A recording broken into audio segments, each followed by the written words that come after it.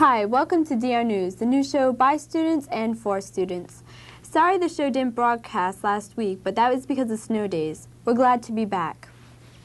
Well, the Mr. DR pageant is approaching, and as DR News, we will be sending a contestant to represent us. This contestant will remain nameless, and you can find out who he is if you go. The peer leaders are holding their 7th annual bottle and can drive on February 12th. The collection point will be the foyer of DR between 10 a.m. and 3 p.m. Now here's Johnny C. with some studying tips for the exams. Well, thanks, Sadie. Well, it's that time again. The dreaded mid-year exams are coming, and they're coming quick. But don't worry, we're here to ease the pain of the studying with easy tips on how to get by the exams. But first, let me run by the mid-year exam schedule. The first one is Tuesday the 18th. We will have a full day of school. Period 7 will be our exam. Wednesday the 19th, we will have 6 and 5 exams, and it will be ending at 10:45. Thursday the 20th, we will have 4th and 3rd exam, ending at 10:45. Friday the 21st, we will have 2nd and 1st period exams. Well, now with our helpful hints. Number 1, first, get started early. Please, no last-minute cramming.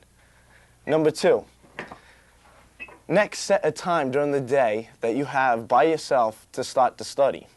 Number 3, next, you need a nice, comfortable, relaxed place to study, free from distractions, the radio, the TV, just a little place on your own. Number 4, next, you need to start intense studying.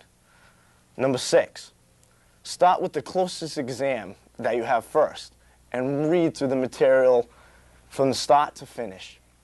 And number 7, if trouble occurs, ask help from family, friends, or most of all, your teachers. And number 8, good luck. I'm Johnny C. Back to Sadie. Thanks, John, for the tips. Now here's Ryan with the sports. Thanks, Sadie. I'm Ryan Johnson for DR Sports. Jeff has the feature story. The girls' basketball team has been playing great all season. With a 7-0 undefeated record, they are definitely contenders for the SEC championship. This will be a season to remember for Coach Cuthbertson and the Lady Falcons. The boys' basketball team, however, only defeating 2 teams, haven't been playing so well, but wins and losses, remember, aren't everything.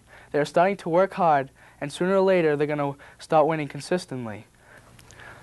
The winter track teams have been running well this season.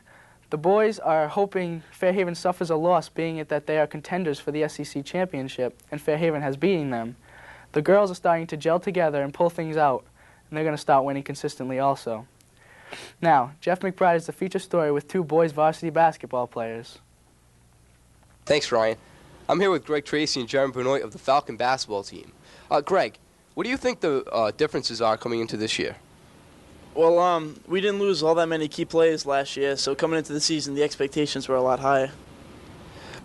Jeremy, the tournament format used to be an open format. Can you explain the new format, and how do you think your chances are of getting into it?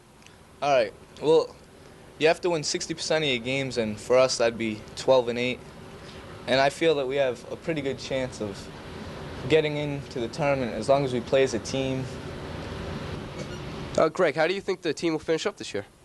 I think the second half of the season will be a lot better than the first half for us because we have a little experience in the SEC now. We know how hard it is to win in the league.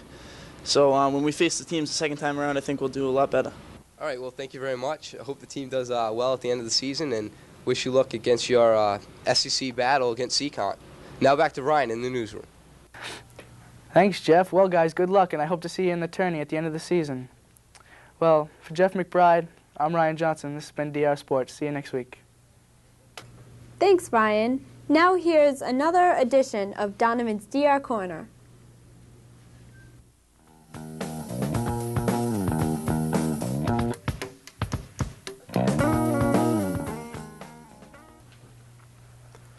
Don't you wish you were here right about now? Well, so don't the rest of us, but we're not. Actually, in reality,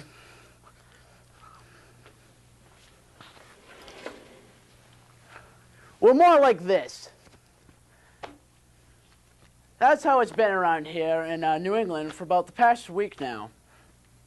I went on a little assignment here, and I actually went around the school, and I went home to and from school, and I taped of how bad the roads really were and the conditions of the winter storm. And here's what happened.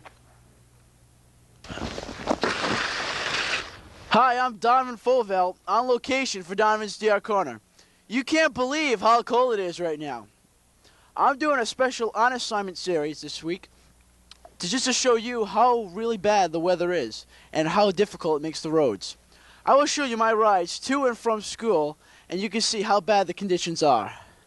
Now these roads, as you can just see, maybe you didn't, but we did have a little sliding action happening there. It still shows that even though it might not look like they're slippery, they really are still slippery.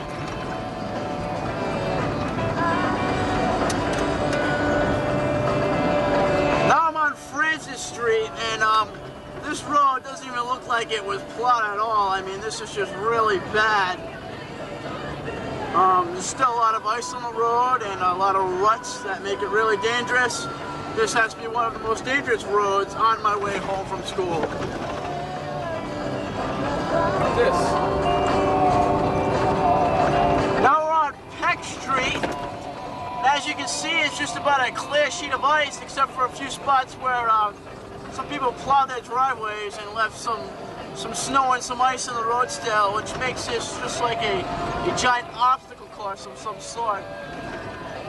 Because of this road is such a sheet of ice, cars are really taking some caution going around the corners and you know, keeping the speed limits down.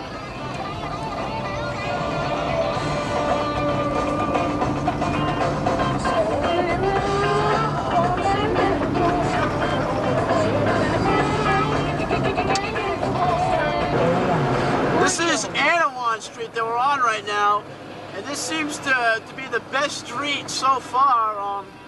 Hardly any ice or snow on these roads at all. Basically, the only thing is sand and tar that you can see. It's just a good road. They did a nice job plowing this. Because all the cars go. Yeah, this is definitely one of the busier roads here, so I think it gets a lot of traffic and able to melt some of that snow.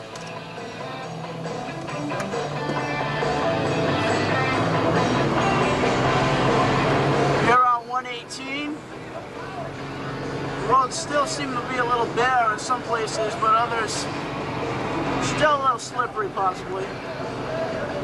Even though there's a lot of snow and ice still on the roads, life still has to go on for people making deliveries, as you can see with the Aso Sauce Man making his delivery here to the Charlie Country Store. Hey, just as we're leaving Charlie's, they decide to, you know, try to plow it over again because, I mean, this is just really bad.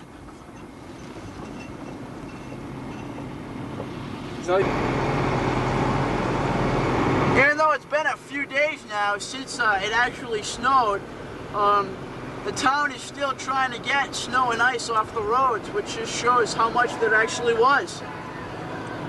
Minebrook Road, just going towards my house. This road, I think was only plowed a couple of times while it was snowing, so it's still really icy still. I can see there's a bus in front of us. This road is going up to meet my road here. Oh yeah, 107.3 WAAF, Billy Squire with the Strokes on, all that stuff. We're on my street here, and as you can see, this is not even a street, it's just like a strip of ice. But thanks to the smooth driving here of Kenny Marshall, I was able to make it home safely, and now on my driveway, and I made it home safely, and I'm really happy about that. So see you back here after exams, and good luck. Same time, same channel. Back to you, Sadie. Thanks, Donovan. Due to exams next week, there will not be a showing of DR News. Thanks for watching this week. Have a nice weekend, and good luck on your exams.